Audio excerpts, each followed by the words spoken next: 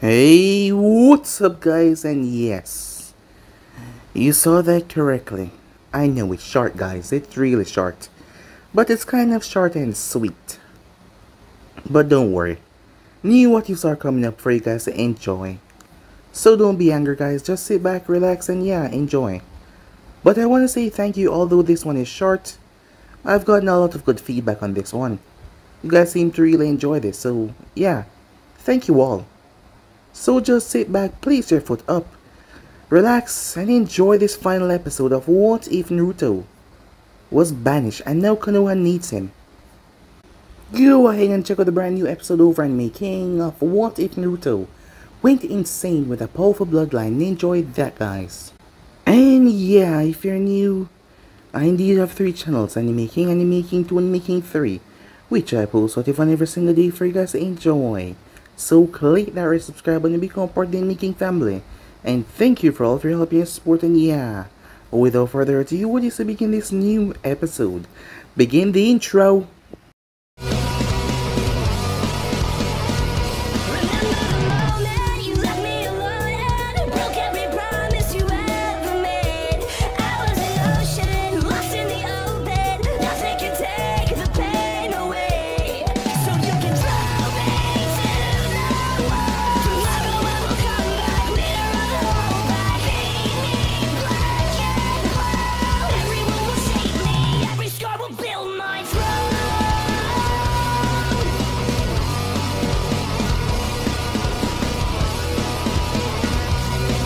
So the last spot we left off, as Naruto and Kurama stood at the gate, as they weren't here for talking, as Naruto told Danzo to tell him where Orochimaru was.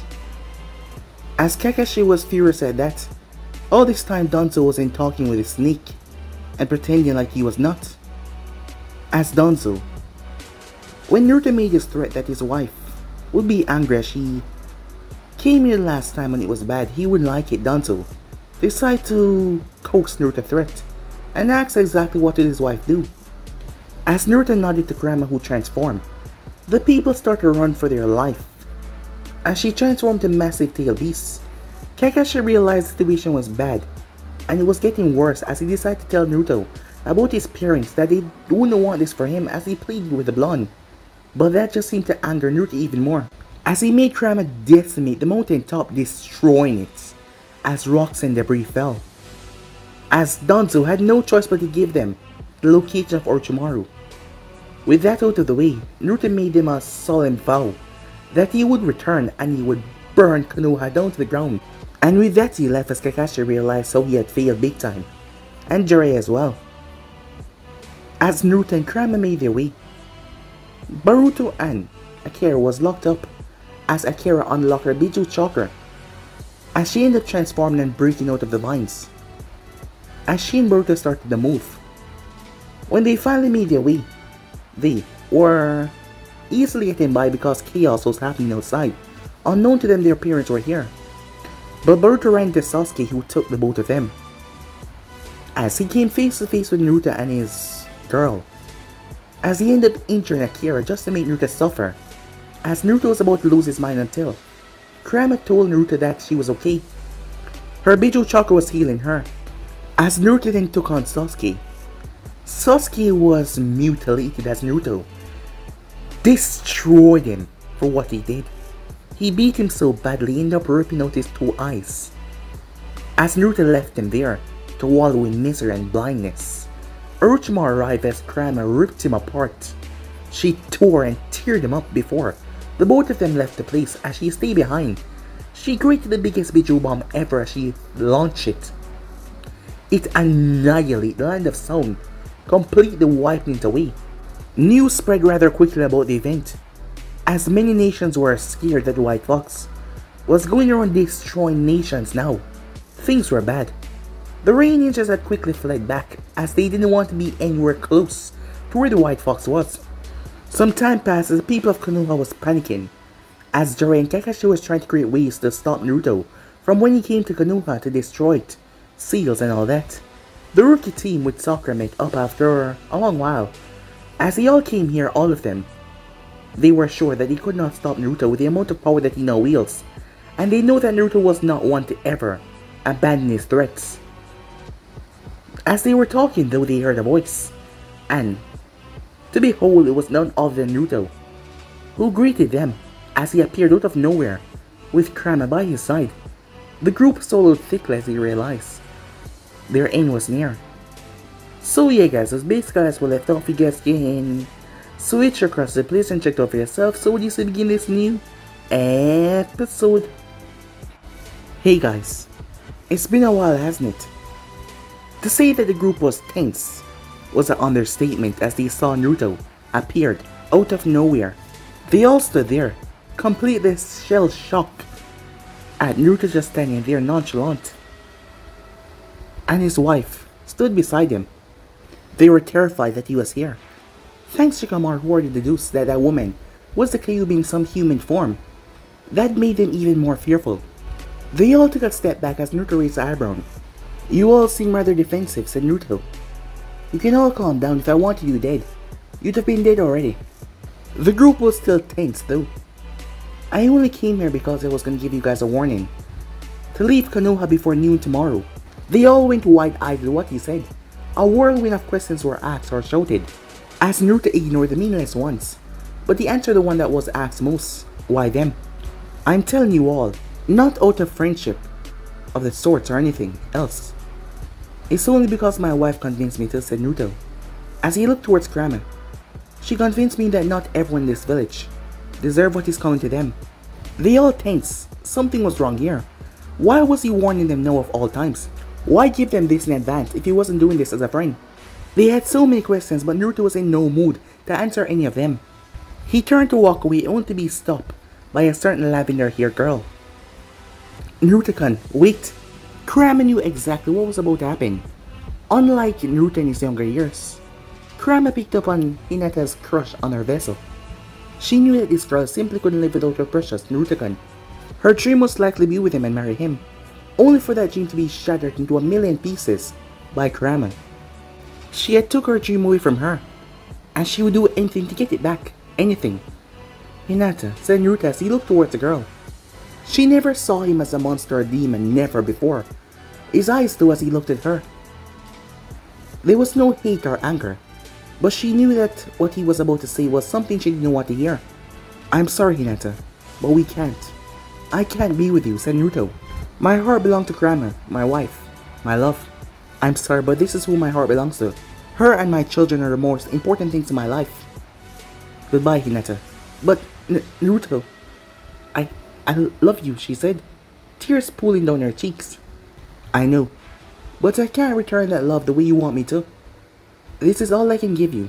Go and live for me," he said. Before anything could say anything, Naruto and Kurama were gone in a red flaming sunshine. The next day, 11:50, Kakashi sat in his chair as he looked onto his home. After word spread about the hidden sound, he knew the days of Konoha were numbered. Not by an army or some powerful alliance, but by a single individual. An individual that Kakashi had tried and failed to help all those years ago. An individual that had every right to want Konoha to be a crater-sized hole like what happened. In the hidden sound, the place was just a crater right now. No longer a village. It was wiped away, eradicated. And that said person was going to come here to do the same thing. As Kakashi sat there, as he glanced over his village, looking at his village, fearing that he wouldn't have much time to see it again. As he could feel it, this dreaded feeling like it was soon all going to be taken away. Which he was right. As Kakashi sat in his chair, his gaze just washing over everything. If there was one thing he knew that Naruto did not break his promises. Especially after he got an obvious letter from someone in the transformation telling him that after noon tomorrow the village would be no more. Kakashi brought this to the council and he got the response that he knew would happen. Panic, outrage, wanting to bolster the Leaf defenses, call upon someone for help, assistance. That was the civilian side and the elders, while the shinobi side wanted to evacuate and save as many people as possible. Enraged by their cowardice and Kakashi will to give up, Danzo used strings to get the hat of Hokage, but Kakashi did not care as he basically threw the hat at the man. as he told most of the clan heads that this was something that they were not going to win. The original Inishikocho stepped down as well, along with Tasume and Shibe Aburmi. But Hayashi was not gonna let that little demon intimidate him, so he stayed to reap the benefits of Naruto's defeat. Danzo would have marked them all as missing names, but he had defenses set up and things to do. Jiraiya failed to convince him to stay as well, as they all decided to cut their losses. As Kakashi stood there at the door as he looked towards the clock, 11:53, 7 minutes left. Despite not being the Hokage, the place was empty because Danzo was not here, perhaps scheming, and with that he made his way as he went home, watching over his place for the last time. As he looked at a photo of Team 7 as he took it, he took a blue bandana after removing his headband and placing it down, as he used it to cover his Sharingan eye. Dressed in civilian clothing in a transformation, Kakashi made his way towards the North Gate. Waiting for him was the Rookie 9, their Jonin senseis and parents. Konohamaru Core was there, as Iruka was there, the Ichirakus. A myriad of emotions were all over them: sorrow, shame, anger, fear. As the group left, moving farther and farther away from Konoha, 30 seconds left. As Naruto was a man of his word as he appeared, him and Kurama stepping towards the gates. A dozen envoys lined up everywhere. Roots, shinobis of all kind. Jiraiya standing there as well as all of them had a scroll in their hand. Danzo standing there as well. Naruto Uzumaki, Danzo said in an authoritative tone. You have made a great mistake coming here, brat. 25 seconds left. You come to destroy the Leaf Village, but it's you that shall be destroyed and you will forever be tamed as Konoha weapon. As Naruto said nothing, 15 seconds left. As they kept on talking, 10, 9, 8. The civilians hid in their homes. They knew the village was strong to take anything. The root envoys are there to protect their master, as Jiraiya prepared the seals to protect the village and also stop the Kyuubi and Naruto as well. 5, 4. As Naruto and Kurama unsealed a scroll. Inside those scrolls was none other than Orochimaru and Sasuke, who were tossed towards the village, as Naruto had made them blow up in the explosion. Neither did Kurama. As Orochimaru was brutally defeated, Sasuke was missing eyes, and not to mention his arm, as the people were shocked and horrified as Naruto pulled out his mask, as he secured it on his face. 2. Kurama started to laugh at them all. 1. As Danzo felt the wave of pure death. 0. All hell broke loose, as explosions rained. Where the broken mountain stood, black liquid started to ooze out of it, and over the monuments over the leaf, as Danzo realized the liquid was flammable. The next explosions were the hissing sound coming from the Uchiha and the Snake Sanin. Boom! Both men exploded as a black substance caught onto the fire, and the place erupted. People started to scream and panic as the flames turned red as it started to consume everything. As Kurama changed as Naruto jumped on top of her head, as she created a massive Bichu bomb and launched it, tearing through the barriers as it exploded in the center of the village. Just as Danzo and the others were about to make their moves, the gates closed, trapping them in a burning inferno as they claw and scratch at the gates. Men, women, children, everyone was burning as the entire village was being burned to dust. No one was safe from this unnatural fire, and nothing was working into putting them out. Not water, nothing. Earth crumbled before the flames' wing only made the fire surge in the air. Even Gamabunta was poofed away as the flames were just too much. As Naruto and Kurama watched as everything was decimated within the village, they didn't even bother staying as they knew that the demon fire would not stop until everything within Konoha was rendered to ash. They walk away from the nightmare to go back to their home, to be with their children and know that this was finally over. Time skip. 10 years. It has been 10 years since the gruesome, complete annihilation of Konoha. Throughout those 10 years there has been peace. Strangely enough, with the Leaf demise, there has been calm amongst the nation. The White Fox was even more feared, with his name spreading all around. He had the 9-tailed fox with him. That's allowed him to bring chaos and destruction everywhere he went. Many village and shinobi sought him out for various reasons. Kumo, or what was left of its forces after Kurama had annihilated them, came for revenge. After destruction in the zone, they had lost many shinobi, so they wanted revenge. The Raikage himself came to fight Naruto, but that was a big mistake, as Naruto had brutalized the man and ended his life, showing no hesitation as he showed them why he was so feared. More forces were sent, but they were all sent down 6 feet under. B decided to stop it as he realized there was no way they could continue this without losing more and more of their people and driving their village just further down the rabbit hole. And to make things even worse, they also feared the prospect of the White Fox coming to their village just to end it all. So B seized attack, as they had to start a formal talk with him. B and 2 other ninjas, Yujito, had made their way. As they surrendered, they didn't want to fight anymore. They had lost too many shinobis, and if this kept up, their village would slowly crumble. So they surrender, with B taking the position of Raikage. An understanding was made between him and Naruto. The grass wanted to know why they did all of that, with Konoha and everything. As the people there loved and respect him, as they saw him as a hero, but he annihilated the entire village. Naruto had removed his mask as he had spoken to the people of the grass. After much thought, they still see him as their hero. After everything that he has been through, what they put him through, he just wanted to be left alone. But once again they came after him, he had no choice but to retaliate. The Hidden Rain has lost too much of their forces, as they had to go back to their village. Even Konan and Pain, who had still no idea who Naruto was at that time, they didn't know who was under the white mask, were fearful of his presence. Speaking of those two, after the destruction of the Sound and Konoha, the Akatsuki started to make their move against the Tail Beasts. Because the location of the Nine Tails was lost, they had kept silent for a while.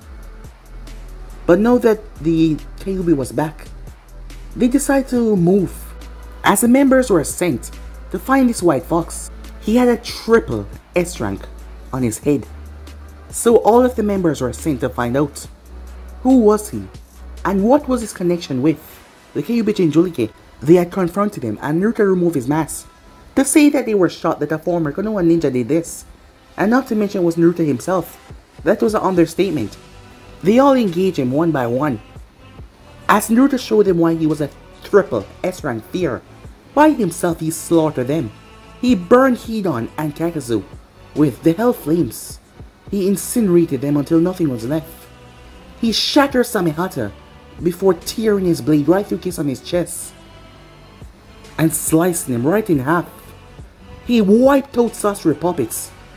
Pain and his packs came after him as Naruto annihilated one after another. Zetsu tried to run away, but Naruto had subdued and later destroyed him. He captured Deidara, since they were so close to the stone right now. He had found the real Pain, as he heard what the man actually wanted to do.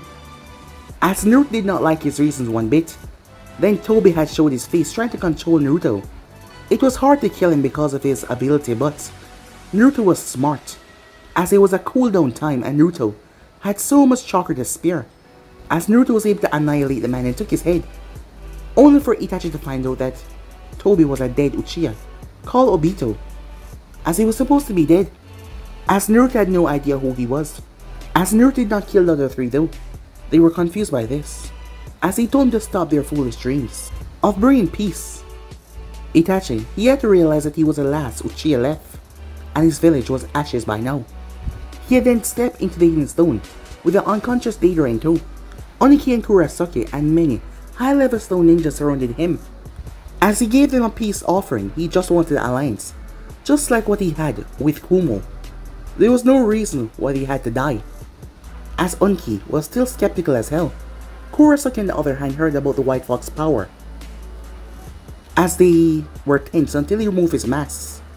The group was shocked, as Naruto denounced his father's name. They couldn't believe it. The son of the Elflash had burned Konoha down to the ground, as many stone ninjas wanted to do that themselves, but for the man's own son to do it. Some of them even gained respect for him, as Naruto did not care much for his father. He did not care a damn about Leaf Village in total, as they decide to make peace with him, because he made a solid threat to them if they came after him. He would bring hell to their doorsteps.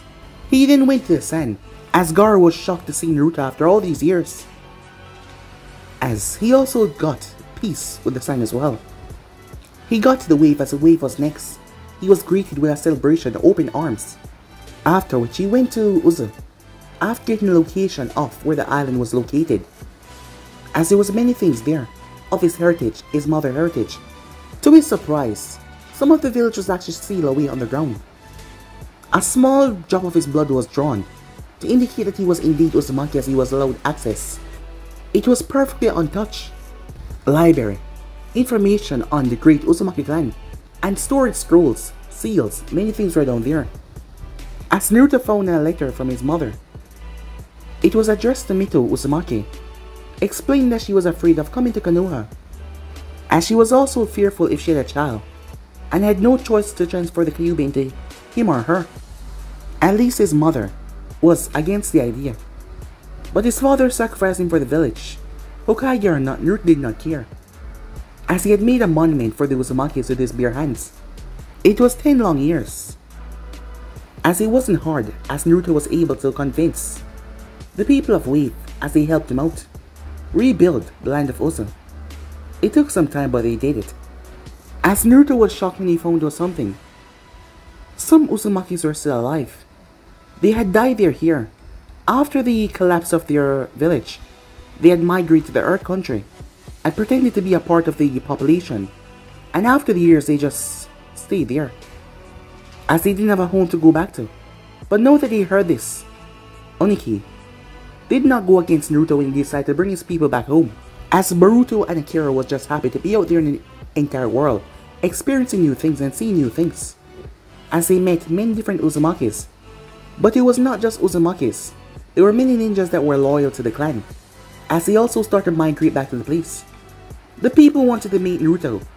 The Uzukage at first he refused, but there was so much people that wanted him to be the leader of the place.